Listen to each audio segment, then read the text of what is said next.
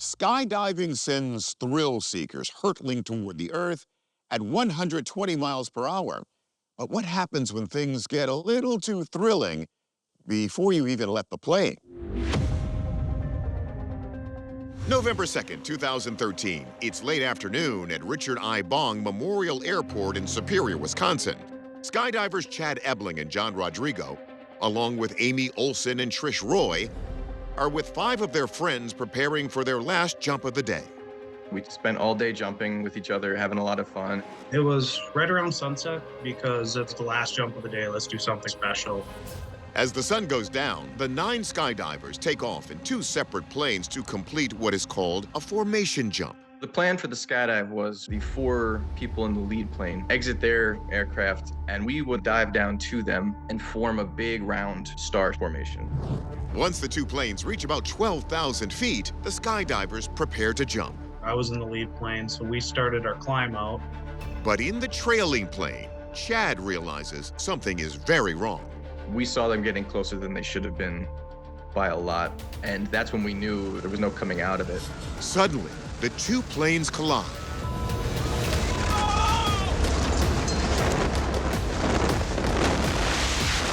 Here's another look.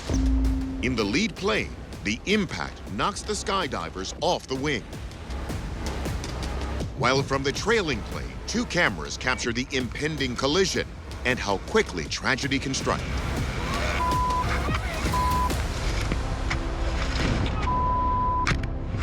I could hear like metal screeching, stuff's on fire, exploding all around you. As I was following, I thought that I might be the only one that was left alive. It became survival mode because once we were out of the plane, there was nothing I could do for anyone else. So, most experienced skydivers typically release their parachutes at around 3,000 feet above the ground. This accident occurred at about 12,000 feet, so these pros had some time to gather themselves and try to survive this crisis. That being said, something obviously went wrong here. But what? And what happened to the people involved?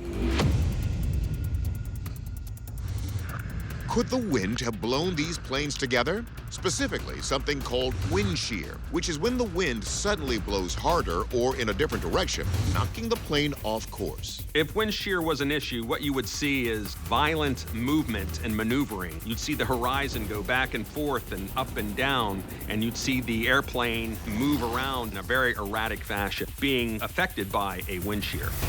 But we don't see that in the helmet cam footage. So if a natural wind didn't cause the collision, could it be the air the lead plane left in its wake?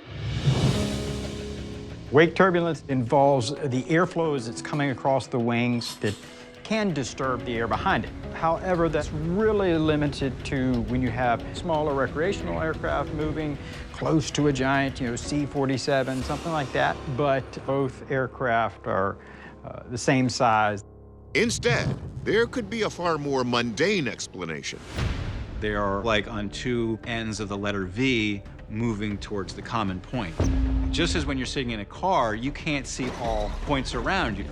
In a word, these planes are in each other's blind spot. It's kind of a cardinal rule from pilots. You don't move where you can't see. Normally, the procedure for aircraft flying in formation is if the trailing aircraft's lost the lead aircraft, you do whatever is necessary to regain sight of that aircraft before changing direction or altitude.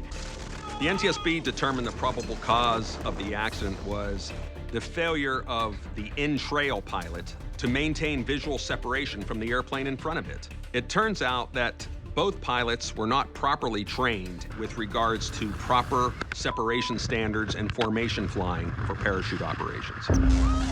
With so much that went wrong, you'd expect mass casualties here.